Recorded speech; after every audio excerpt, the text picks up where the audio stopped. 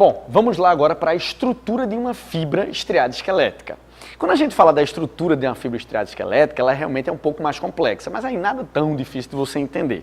Se a gente está falando, no caso de uma fibra, a gente está falando de uma célula. Então ela tem a membrana.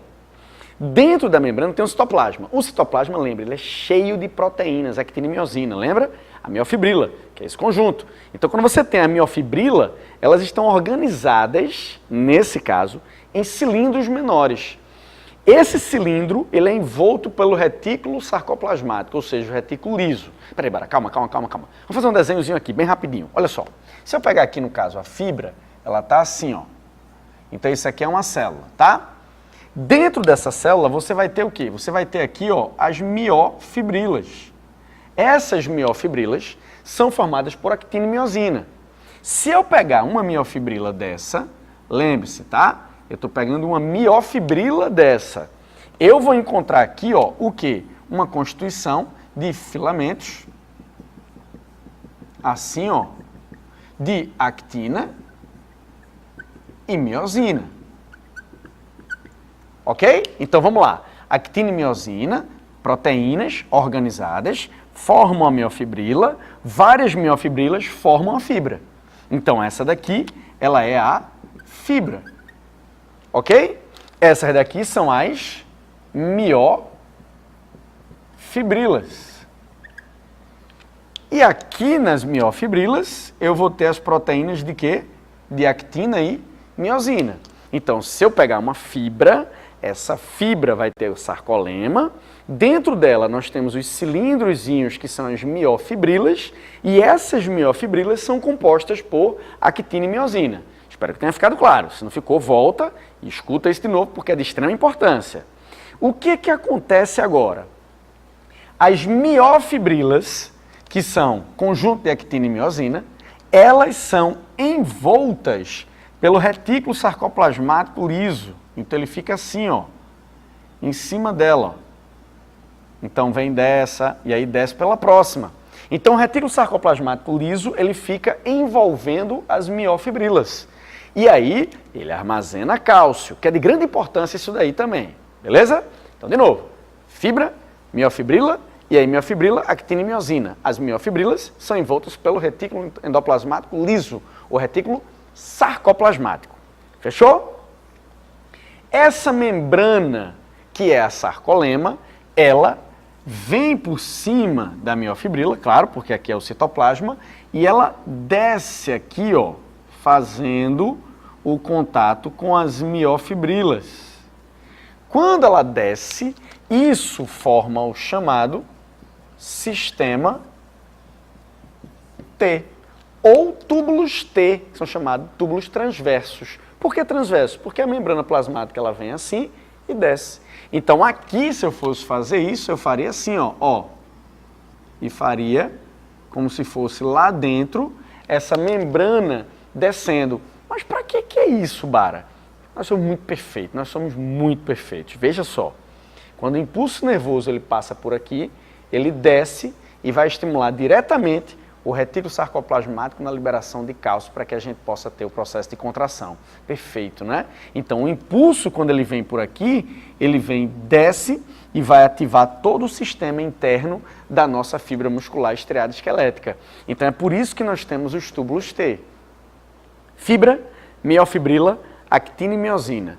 As miofibrilas envoltas pelo retículo liso e os túbulos T, ou sistema T, eles descem, que é a membrana sarcolema, para estimular, no caso, os retículos sarcoplasmáticos na liberação do cálcio. Espero que você tenha conseguido ver isso daí e entendido isso daí, tá? Se você entendeu, obviamente que a gente vai agora para o processo de contração. Se não entendeu, dá uma voltada, tenta rever isso aqui, tá? Rever isso aqui, para ver se você, no caso, consegue fixar. Tranquilo? Aqui, então, as anotações, tá? Como de praxe, para você, no caso, ficar muito ligado. Então, quem possui? A fibra do músculo estriado esquelético, possui miofibrilas, que é o arranjo de actina e miosina que ocorre. Então, aquele cilindro que a gente colocou aqui azul, né? Então, possui miofibrilas longitudinais, então ao longo da fibra, organizadas, bem organizadas, no sarcoplasma, né? Então, nesse caso, é esse arranjo de actina e miosina, e o sarcolema, que é a membrana, ele apresenta invaginações que vão até o retículo sarcoplasmático, aquelas entradinhas que a gente mostrou, formando o sistema T, que são os túbulos transversos, ou os túbulos T, para chegar o impulso nervoso, ok? Então vou deixar aqui para você anotar, e a gente vai então para a contração dessa fibra. Aí a gente vai falar dos sarcômeros, ok? Então copia aqui, porque a gente vai, nesse caso, falar sobre os sarcômeros agora. Organização das miofibrilas. Agora a gente vai falar da organização dessas miofibrilas. Atenção, não é da fibra. Fibra é a célula, é da miofibrila. A miofibrila é a que está dentro da célula no citoplasma. É o arranjo de actina e miosina, ok? Fica atento nisso para você não trocar as bolas aí, ok? Então a gente vai falar da organização das miofibrilas. As miofibrilas, elas estão longitudinalmente, então ao longo da fibra, organizadas dentro do citoplasma. O que é que vai acontecer? Tem duas proteínas, actina e miosina. Então nós temos aqui, ó, duas linhas conhecidas como linha Z, que delimitam a unidade de organização dessa miofibrila. Isso daqui vai ser chamado de miômero ou sarcômero, como é mais conhecido. Aí, nesse caso, como é que vai estar organizada a miofibrila? Dessa forma. Então, ela vai ter essa estrutura formada por uma proteína conhecida como actina, a gente vai dizer que isso aqui é a chamada linha Z. Essa actina, ela continua nessa região daqui, então nós vamos ter aqui essa actina ainda, então ela vai ficar dessa forma, disposta ao longo da fibra. Isso, lembra, é uma unidade, logo aqui tem outra, logo aqui tem outra, e ela vai se repetindo de 2 em 2 micrômeros aproximadamente. Não fizemos a miosina, só a actina. Agora sim a gente vai desenhar a miosina, que é o filamento grosso. Esse é o fino e esse é o grosso. Então aqui, ó, a gente diz que a miosina vai estar nessa região aqui. E aí eu posso botar outra aqui e pá, pronto. Agora sim eu tenho uma unidade de contração muscular estriada esquelética, que é uma organização da miofibrila. Então eu tenho uma unidade da miofibrila, não é toda ela, é uma unidade. Essa unidade é conhecida como sarcômero. Então o que é que acontece? Ele tem actina e tem miosina. Aqui nós podemos encontrar algumas partes que eu vou citar, depois eu explico. Nós temos a linha Z, nós temos a banda I, que é essa região aqui, nós temos a banda A, que é o tamanho da miosina, nós temos a zona H, ou banda H, como alguns gostam também de chamar. E aqui a outra linha Z para delimitar a unidade de contração. Então aqui nós temos o que? O sarcômero ou miômero. Na miosina, nós temos as chamadas pontes transversais, que são como se fossem bracinhos aqui, ó, para se ligarem à actina. Então ele está aqui, ó. Lembrando que isso aqui vai ser aquele cilindrozinho que vai ter aqui, ó, actina e miosina organizada nessa formatação. Esse cilindrozinho está dentro da célula e a célula ela vai possuir vários cilindrozinhos. Ok? Vou fazer assim para ficar uma imagem tridimensional, fatal, pronto. Ok? E aí, consequentemente, isso aqui é a miofibrila. Aí nós temos aqui, ó, as actinas e miosinas, que aí vão formar essas unidades. Lembrando, quem é que envolve aqui, no caso dessa miofibrila? Retículo endoplasmático liso ou retículo sarcoplasmático. Ok? E aí você tem a unidade do sarcômero. Aí você tem essa região. Se você observar a luz polarizada, ela passa nela dessa forma, porque só tem actina, então ela consegue atravessar. Essa região, ela é conhecida como região isotrópica, porque no caso é igual, então a gente chama de banda I. Se você observar essa região aqui, você vai ver que ela tem actina e tem miosina, então ela não é isotrópica, ela é anisotrópica. Então a luz, nesse caso, não consegue atravessar ela. Então a gente chama essa faixa aqui toda de banda A.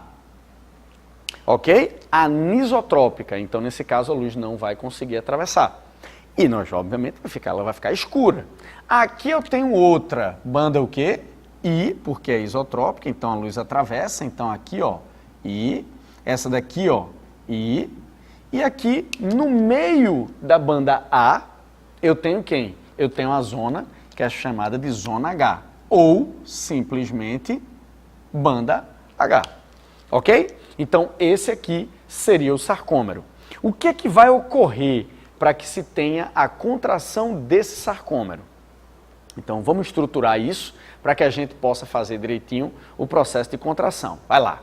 Então veja só, para que o processo de contração ele venha a acontecer, é importante uma cadência de eventos, né? Então são eventos que vão ocorrer de forma encadeada. E aí isso é importante para que você entenda, porque é uma reação em cadeia de fato. O que é que vai acontecer? Vamos lá.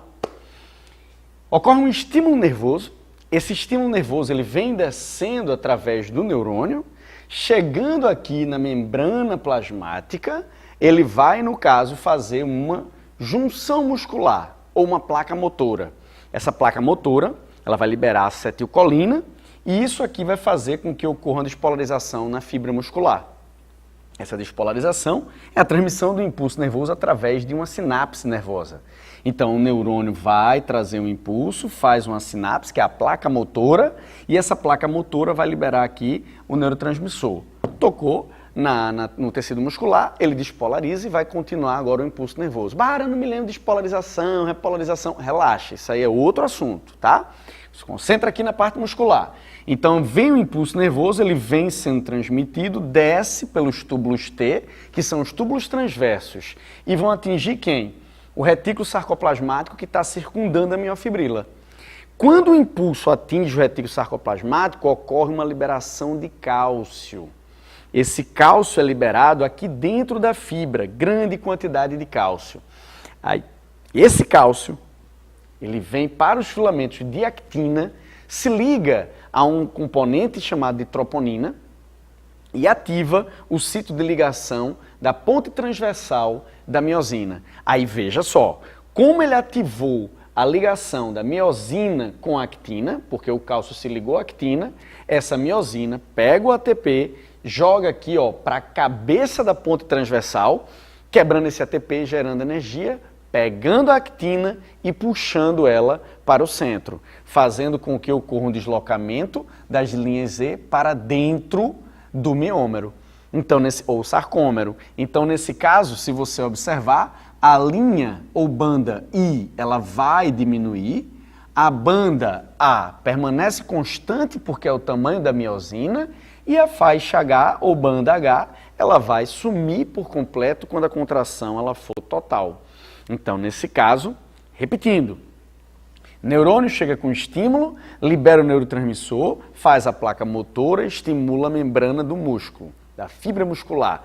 Esse impulso nervoso ele vem, desce pelo túbulo T, toca no retículo sarcoplasmático e libera cálcio. Esse cálcio vem para a actina, ativa o sítio de ligação com a miosina na ponte transversal pega ATP na sua cabeça da ponte transversal, quebra gerando energia e ele pega a actina e puxa ela para o centro do sarcômero.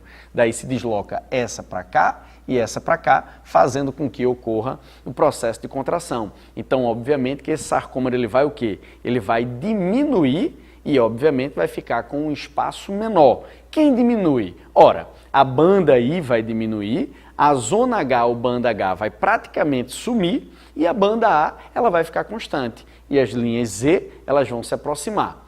Enquanto tiver cálcio e eu tiver a condição de ativar o sítio de ligação e tiver ATP para quebrar, o processo de contração ele vai continuar sendo executado. Quando cessa o estímulo, aí o cálcio ativamente ele entra no retículo sarcoplasmático, ou seja, o retículo sarcoplasmático remove todo o cálcio. Ora, se ele removeu o cálcio, desliga a actina, a miosina solta ela e aí o tecido muscular ele volta para o seu normal, que seria relaxamento. Então aqui ele vai e volta as linhas Z para os seus devidos locais. E aí o sarcômero volta ao seu tamanho normal. Tranquilo? É importante você saber essa sequência? Sim, é de suma importância você saber essa sequência, tá? Então aí, obviamente, se não ficou claro, já disse, volta e assiste de novo para que você tenha essas etapas aí na tua cabeça, tá bom? É importante pra caramba essa parte daqui. E a gente vai agora para algumas curiosidades em relação ao tecido muscular. Quais são essas curiosidades? Veja bem, quando a gente fala de tecido muscular estriado esquelético, o que é que vai acontecer? A curiosidade é em relação ao esquelético. Então, quando você vai para o tecido muscular estriado esquelético, o que é que acontece? A placa motora ela vai ocorrer na fibra.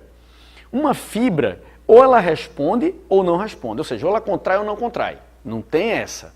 Então, se você der um estímulo à sua fibra, ela vai fazer a contração. Agora tem um porém. Lembra que nossas fibras estão organizadas em feixes e os feixes em vários feixes que formam os músculos? Então, se eu estimular uma única fibra, ela vai contrair, mas talvez não seja o suficiente para meu músculo fazer esse movimento. Então, logicamente, eu vou ter que fazer o quê? Eu vou ter que ativar diversas fibras do meu tecido muscular para que eu consiga fazer uma contração. Então, quanto maior a contração, maior a quantidade de fibras que você está contraindo. Resultado, uma contração muscular exige a contração de todas as suas fibras? Não. Eu posso contrair algumas fibras e realizar uma contração muscular que não seja completa. Entenderam? Se o estímulo chegar na fibra, ela vai se contrair completamente? Sim. Se o estímulo chegar no músculo, ele vai se contrair completamente? Não. Só se eu ativar muitas fibras musculares para que ele consiga fazer o processo de contração total. Muito interessante isso, não é? Então a fibra, ela vai contrair, não tem isso. Ela vai poupar, contrair. O músculo depende da quantidade de fibra que você, no caso, vai ter o estímulo. Então esse estímulo precisa chegar em várias fibras para que essa musculatura ela venha contrair. Obviamente que quanto maior o grupo muscular, maior vai ter que ser a intensidade de estímulo e quantidade de fibras que você vai estimular para que ocorra o processo de contração. Tranquilo? Entenderam isso daí? Bacana, né? É uma curiosidade bem legal.